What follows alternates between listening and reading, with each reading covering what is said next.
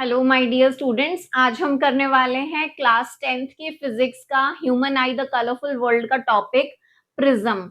अब प्रिज्म वाला टॉपिक इसलिए बहुत इंपॉर्टेंट है क्योंकि 3 मार्क्स के लिए डेफिनेटली आता है, अदरवाइज ये एमसीक्यू के लिए बहुत बार पूछा जाता है। आज चलिए हम देखेंगे dispersion through glass prism, along with that हम इसी के साथ कंबाइन करने वाले हैं वो टॉपिक फॉर्मेशन ऑफ रेनबो। चलो देखें प्रिज्म कैसा है। It is like a triangular कांच का स्ट्रक्चर इस तरह। अब आपको कंसिडर करना है that this is a plane line here and on the perpendicular you are suppose to make the normal like this. Same thing आप इसे कंसिडर करेंगे और इस पे परपेंडिकुलर एक नॉर्मल ड्रॉ करेंगे लाइक दिस। ओके, अब यहां पर क्या हो रहा है, incident ray is coming, incident ray आ गई है इस तरह।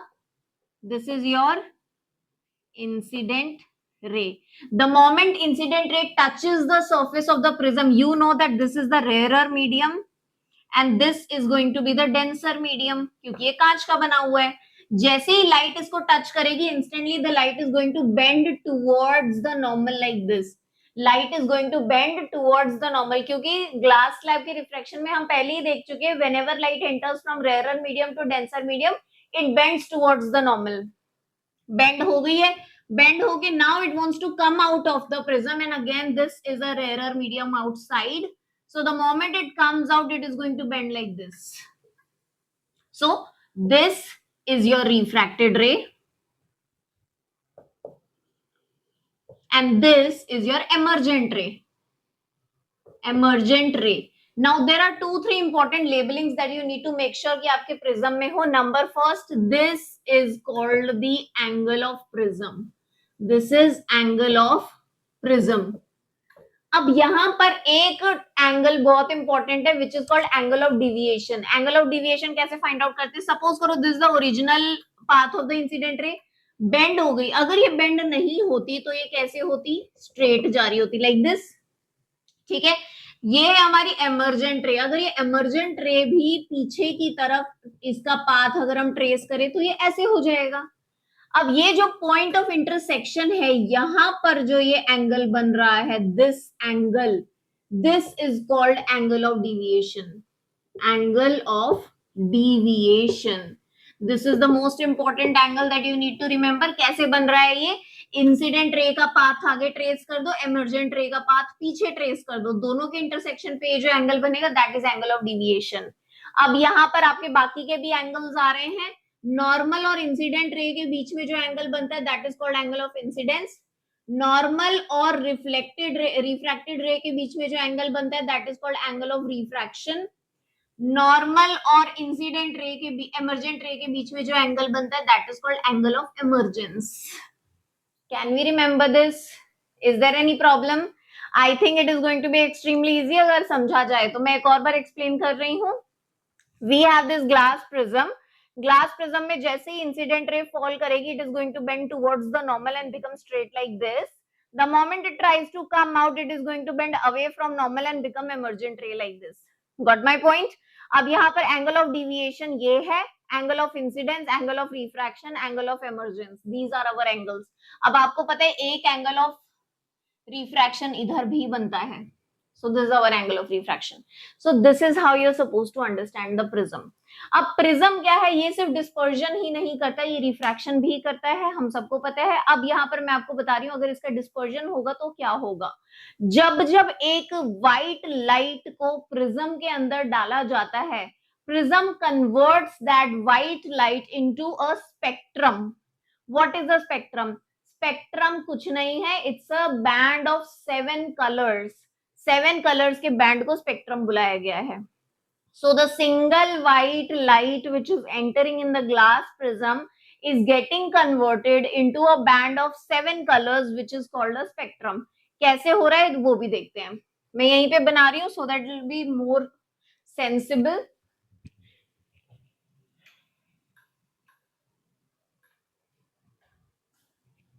अब ये रहा हमारा prism. Now a single white light is entering the prism here. ठीक है, this is our incident ray. Now the moment it touches the surface of the prism, normal से टकरा के it is going to bend towards the normal like this, ठीक है, and again it is going to bend away from normal like this, ये जो हम ऊपर वाले डायग्राम में देख चुके हैं। पर यहां पर at this point of intersection only, यहाँ पर the light have gotten converted into band of 7 colors. Light यहीं से 7 कलर्स के बैंड में कन्वर्ट हो चुकी है। तो जब आप अपना स्पेक्ट्रम वाला डायग्राम बनाएंगे, प्लीज मेक श्योर कि आप ये जरूर करेंगे यहीं से बैंड शुरू होएगा। And this was a plane white light, ये हमारी व्हाइट लाइट थी और ये क्या है, हमारा बैंड ऑफ 7 कलर्स है, वो भी कैसे, VIBGYOR, VIBGYOR, violet, indigo, blue, green, yellow, orange, red, ठीक है। The red is going to be on the top, the violet is going to be at the bottom. The wavelength of red is 750 nanometer. It has the highest wavelength, and the wavelength of violet is 400 nanometer, the smallest, shortest, ठीक है। अब यहाँ पर आपको ये note down करने की जरूरत है कि वेवलेंथ रेड की सबसे ज्यादा होती है, इसी वजह से जो रेड कलर है ये काफी दूर से हमें दिखाई दे जाता है, इसी वजह से the red colour scatters the least. Scatter होने का मतलब होता है फैल जाना। अब सपोज करो दूर से कोई कलर आ रहा है पर वो फैल रहा है रास्ते में, अब अगर जितना ज्यादा फैलेगा उतना कम हमको दिखाई देगा। So that is why we say that red colour scatters the least, इसी वजह से रेड कलर की विजिबिलिटी सबसे ज्यादा होती है। डेंजर सिग्नल पे, रेड लाइट्स पे जो सिग्नल्स होते हैं सब पे रेड कलर, इवन कार के पीछे की अगर आपने लाइट्स चेक करी हो जो कि इमरजेंसी लाइट या पार्किंग लाइट्स होती है वो भी रेड कलर की होती है, सो दैट कि फॉगी टाइम में या डस्टी स्टॉर्मी टाइम पे पीछे की गाड़ियों को आगे वाली गाड़ी की लाइट अच्छे से विजिबल हो, which can prevent the accidents. So that is why red color have the highest wavelength, which makes sure that red color scatters the least. ठीक है, ये याद रखना, जिसकी वेवलेंथ सबसे ज्यादा है वो स्कैटर सबसे कम करता है, which is red colour. Violet की वेवलेंथ सबसे कम है, ये स्कैटर सबसे ज्यादा करता है, इस वजह से हमें एटमॉस्फेयर का वॉयलेट कलर सबसे कम दिख पाता है। Got my point? ये याद रखने की आपको जरूरत है। विबग्योर बनेगा, वॉयलेट हैज 400 नैनोमीटर की वेवलेंथ, रेड हैज 750 नैनोमीटर की wavelength, red colour has the highest wavelength, scatters the least, violet color have the least wavelength, scatters the most. Got my point? That is how you're supposed to remember कि हम dispersion कैसे कर रहे हैं, formation of spectrum कैसे हो रहा है, ठीक है। Please make these diagrams, then let's just quickly see how does formation of rainbow takes place.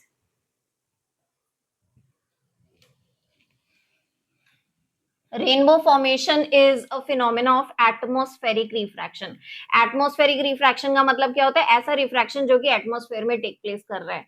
अब एटमॉस्फेयर में हमने हमेशा नोटिस करके देखा होगा कि जब जब बारिश होती है उसके बाद ही रेनबो अपीयर होता है, करेक्ट। बारिश होने के बाद ही रेनबो के अपीयर होने का रीजन क्या है, अब हम ध्यान से देखेंगे। अगर आपने कभी नोटिस किया हो या कभी बचपन में ड्राइंग बनाई हो तो हम हमेशा वाटर ड्रॉपलेट्स को कैसी शेप का बनाते हैं, ऐसा बनाते हैं, राइट। तो अब यहाँ पर क्या हो रहा है, ध्यान से देखो, ये है हमारा सन, ये जो वाटर ड्रॉपलेट है यहाँ पे, this is actually acting like a small prism in the atmosphere. अब ये सिर्फ एक ही वाटर ड्रॉपलेट तो है नहीं एटमॉस्फेयर में, इसके जैसे मिलियंस ऑफ वाटर ड्रॉपलेट्स हैं। अब उसकी वजह से क्या होता है, जैसे ही सन की लाइट इसमें आती है, the moment the light enters, now this is acting like a prism, this is rarer medium, this is denser medium, the moment light tries to enter in the water droplet, it is going to bend like this, ठीक है। Bend हो गई, क्यों bend हो गई, क्योंकि यहाँ पे कौन सा फिनोमेना हुआ, रिफ्रैक्शन हुआ। Refraction is nothing but the bending of light when it moves from rare medium to denser medium, ठीक है। तो यहां से जब लाइट आई तो यहाँ पर सबसे पहले रिफ्रैक्शन हुआ, रिफ्रैक्शन होते ही जब वो लाइट दूसरी सरफेस पर गई वाटर ड्रॉपलेट के, then the light got reflected, why, because this was a shiny surface, यहां से लाइट रिफ्लेक्ट हो गई इस तरह। और जैसे ही लाइट रिफ्लेक्ट हुई, अब ये क्योंकि ऑलरेडी इसमें कन्वर्ट हो चुका था, जैसे ही लाइट रिफ्लेक्ट हुई हमने इस फिनोमिना को क्या नाम दिया? Total internal reflection. Total internal reflection हो गया, क्योंकि सारी की सारी लाइट का अंदर ही अंदर रिफ्लेक्शन हुआ, so we called it total internal reflection. अब उसके बाद अब ये यहां आ चुका है, यहां आने के बाद now it wants to come out of the prism like water droplet. अब इसे यहां से बाहर आना है, पर ये बाहर कैसे आएगा? By the process of refraction. अब ये रिफ्रैक्शन की मदद से बाहर आएगा इस तरह। तो जैसे ही ये कलर का बैंड बाहर आया, instantly we are going to see a huge rainbow in the sky. Why? Because this same phenomena is being followed by the millions of water droplets present in the atmosphere at that moment. Atmosphere में present सारे के सारे water droplets के अंदर एक साथ ये चीज होगी, जिसकी वजह से there is a formation of rainbow. And always remember, rainbow is always formed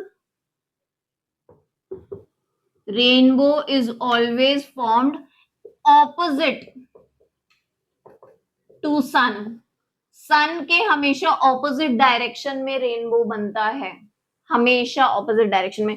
ये सन है, गया, इसकी रोशनी गई, रिफ्रैक्शन हुआ, टोटल इंटरनल रिफ्लेक्शन हुआ, यहाँ पे फिर से इसका रिफ्रैक्शन हुआ, 3 टाइम्स यहाँ पर प्रोसेसेस हुए। After that, the band of 7 color have emerged out, and you will be able to see the rainbow exactly in the opposite direction of the sun. That is how rainbow formation takes place, and we call it atmospheric refraction because it is taking place due to atmospheric fundamentals. Like for example, water droplets हैं, sunlight है, atmosphere के components हैं ये सारे। जब इनमें reflection होगा या refraction होगा, we are going to call them atmospheric refraction. Got my point? So rainbow formation is the first and the foremost की इंपॉर्टेंट एटमॉस्फेरिक रिफ्रैक्शन का एग्जांपल। इसके अलावा हमारे पास और भी बहुत सारे एटमॉस्फेरिक रिफ्रैक्शन के एग्जांपल्स हैं, जो कि हम फर्दर क्लासेस में करने वाले हैं। आई एम श्योर आपको prism, dispersion through prism formation और स्पेक्ट्रम एंड रेनबो फॉर्मेशन अच्छे से समझ में आया होगा। बाय।